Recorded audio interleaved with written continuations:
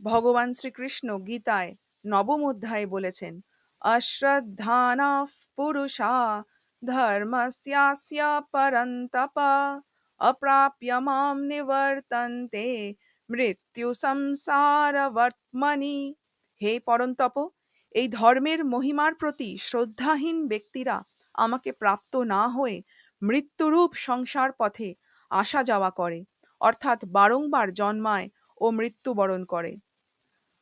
বিজ্ঞান সহ জ্ঞানের মহিমাতে যারা শ্রদ্ধাযুক্ত নন, তারা এর থেকে লাভবান হতে পারেন না। তারা বিনাশশীল ভোগাদিতে গুরুত্ব দিয়ে তাতেই ব্যাপৃত থাকেন। তাই তারা ভগবানকে প্রাপ্ত না করে বারংবার জন্ম মৃত্যু চক্রে আবর্তিত হতে থাকেন।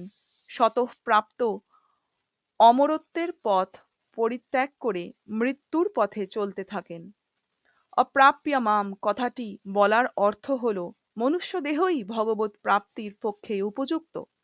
ভগবৎ প্রাপ্তির সে খুবই সন্নিকট, কিন্তু শ্রদ্ধাযুক্ত না হওয়ায় মানুষ ভগবৎ প্রাপ্তি না করে জগতের আবর্তে আবর্তিত হয়। যা নিত্য বর্তমান তাকে না মেনে, যা এক মুহূর্ত স্থায়ী হয় না তাকেই আপন মনে করে। তাদের অন্তর এতটাই অশুদ্ধ যে ভগবানের প্রত্যক্ষ প্রভাব দেখেও তারা তাঁকে শ্রদ্ধা করে না।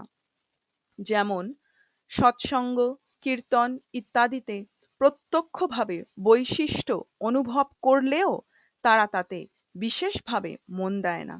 প্রিয় ব্যক্তির মৃত্যু হলে বা কোনো অপ্রিয় ঘটনা ঘটলে তাদের সংসারে বৈরাগ্য আসে বটে, কিন্তু সে সেই বৈরাগ্য ধরে রাখে না।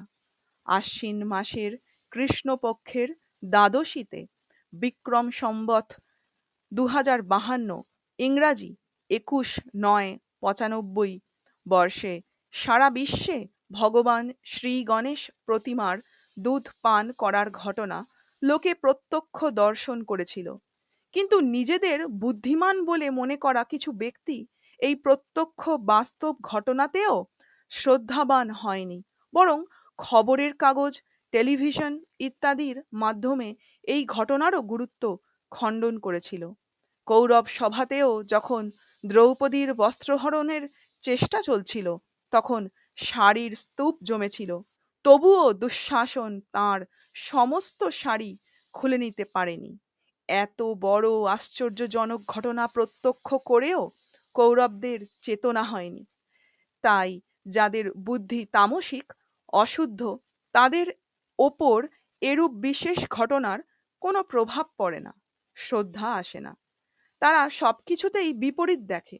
এরূপ শ্রদ্ধাহীন ব্যক্তি অমরত্বের পথ পরিত্যাগ করে মৃত্যুর পথে চলতে থাকে, যে পথে শুধুই মৃত্যু বিরাজ করে।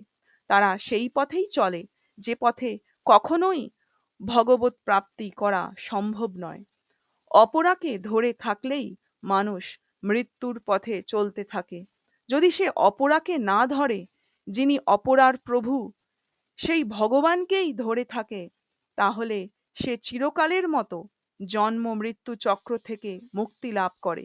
মানুষ ইহজন্মেই মুক্ত হতে সক্ষম হয় এবং মুক্তিরও শ্রেষ্ঠ ভগবানের প্রেম ভক্তি প্রাপ্ত করতে সক্ষম হয়। কিন্তু ভগবানের থেকে এমন যোগ্যতা অধিকার পাওয়া সত্ত্বেও মানুষ মৃত্যুর পথে চলতে থাকে। তাই ভগবান দুঃখের সঙ্গে বলেছেন, অপ্রাপ্য মাম নিবর্তন্তে মৃত্যু সংসার বর্তমানি। এর দ্বারাই প্রমাণিত হয় যে মনুষ্য জন্মই কল্যাণ লাভ করার প্রকৃষ্ট সময়। মানুষ যদি নিজের কল্যাণ করতে চায়, তাহলে ধর্মগ্রন্থ, মহাত্মা, জগৎ সংসার, ভগবান সকলেই তাকে সাহায্য করে থাকেন।